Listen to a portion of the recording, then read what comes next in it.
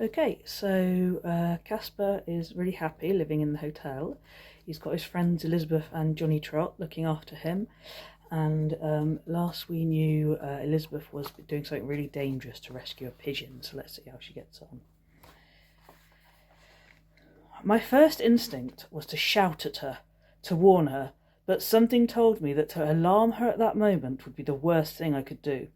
Instead, I climbed out of the window, closing it behind me so that Kaspar couldn't follow, and crept along the gully, trying not to look down.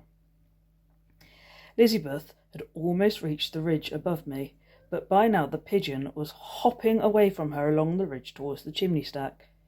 I climbed up after her. Only when I was right below her did I venture to call out to her, and then only as softly as I could. "Elizabeth," I said. "It's me, Johnny. I'm right below you. You mustn't go any higher. You mustn't." She didn't look down at first. She just kept climbing. "It's the pigeon," she told me. "He's awful hurt. Looks like he's broke his leg or something."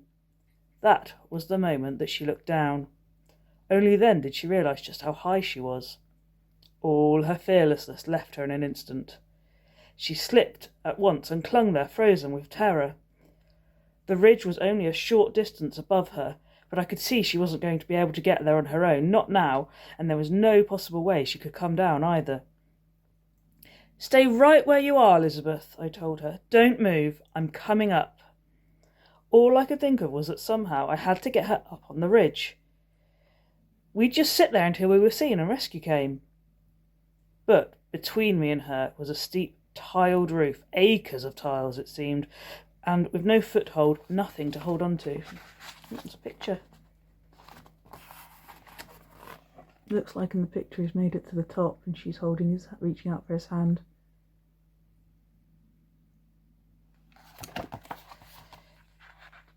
One slip, one loose tile, and I'd be slipping and sliding back down the roof and probably over the parapet. It didn't bear thinking about, so I tried not to. That's why I talked to her all the way up as I climbed. I wasn't only trying to calm her fears, I was trying to calm my own. "Just hang on, Elizabeth. Look up at the pigeon. Whatever you do, don't look down. I'm coming. I'll be right there, I promise." I climbed as fast as my shaking legs would allow. I went sideways across the tiles like a crab, zigzagging up the roof. It was a longer way, but it made it easier, less steep. I just fixed my mind on climbing that ridge. More than once I dislodged a tile and sent it crashing down into the gully below. Then, at last, I was up there and sitting astride the ridge. Now I was able to reach down, grab Lizzie-Beth by the wrist and haul her up. We sat there facing one another, safe for the moment, but both of us breathless with fear. The pigeon was quite oblivious to all that had been done to help him. He hopped one-legged back down the roof, along the gully, and then on up to the parapet, pecking away at the crumbs as he went, and then he flew off quite happily. Someone must have been watching all this drama unfold, because the fire brigade came soon enough. There were bells clanging in the street below, and firemen in shiny helmets began to appear along the gully below, one of them talking to us all the while, telling us again and again not to move. The truth is, neither of us could have moved if we wanted to. They ran ladders up to us and lifted us down, Lizzie-Beth first. When at last I was carried through the big window at the end of our corridor, I saw that it was crowded with people. The hotel manager was there, Skullface, Mary, Luke, Mr. Freddy, everyone. As I walked by, they all began to clap me on the back. It was only then that I really understood what I'd done. The manager pumped my hand and told me I was a proper little hero. But Skullface wasn't clapping. She wasn't smiling either. She knew something wasn't quite as it should be, but I could tell she didn't know what it was. I smiled at her, though, defiantly and triumphantly. I think I enjoyed that moment more than all the backslapping and handshaking, although that was fun too. They laid on a celebratory supper for me down in the kitchens that night and sat me at the head of the table. They sang, "For he's a jolly good fellow, for he's a jolly good fellow," over and over again. We had quite a night of it. After a while the manager came to fetch me away. He was taking me up to the Stantons' rooms, he told me, because the family wanted to thank me personally. When I was ushered in, I found the three of them lined up in the sitting room to greet me, Lizzie-Beth in her dressing gown. It was all very formal and proper. I stood before them trying all I could not to catch Lizzie-Beth's eye. I just knew that one look between us would give everything away. "Young man," Mr. Stanton began, "Mrs. Stanton and I, but most of all Elizabeth, of course, owe you a great debt of gratitude."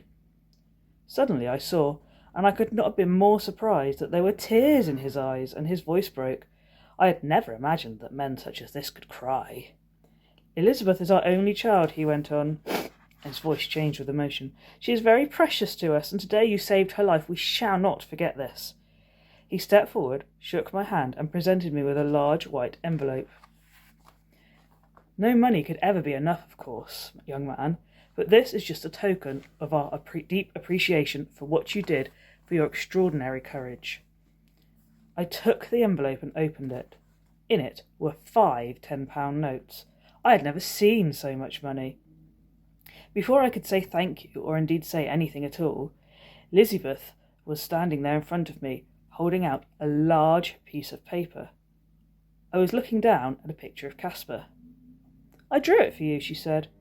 She was speaking to me as if we hardly knew one another. She was an amazing actress. "I like drawing pictures. It's a cat. I hope you like it. I did it for you because I especially like black cats. And on the other side, you can see..." She turned the paper over for me. "On the other side, I've done a picture of the ship we're sailing home on next week. It's got 4 big funnels, and Papa says it's the biggest, fastest ship in the whole wide world. It's true, isn't it, Papa?" "She's called the Titanic," Mrs. Stanton added. "It will be her maiden voyage, you know. That's the first voyage. Isn't she the most magnificent ship you ever saw?" Uh-oh, I don't like the idea of what's coming next if it's about the Titanic. Oh, and that's the end of the chapter. It's Kaspar.